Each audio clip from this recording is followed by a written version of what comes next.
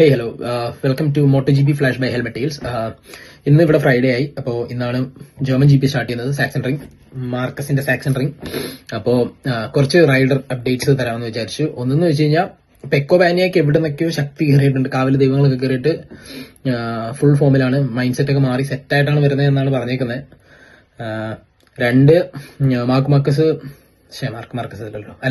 Alex മാർക്കസിന്റെ injury declare to race, fit to race എന്നുള്ള doctor declaration കൊടുത്തതുകൊണ്ട് Alex Marquez ഇന്നത്തെ GP കാണും.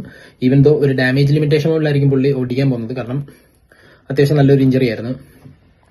മൂന്നെന്ന് വെച്ച് കഴിഞ്ഞാൽ ബീസ്റ്റിന് അപ്പൻഡിക്സ് ആയി, അതുകൊണ്ട് ബീസ്റ്റ് കിടപ്പില്ല, ബീസ്റ്റ് ഇന്നതുകൊണ്ട് ഓടിക്കത്തില്ല. നാല്, പിന്നെ നമുക്ക് ആർക്കും അറിയില്ല, ഒരു റൈഡർ ഉണ്ട്, സോങ്ക്യത് ചന്ദ്ര ട്രെയിനിങ്ങിനിടയ്ക്ക് ക്രാഷ് ആയിട്ട് പുള്ളിയില്ല.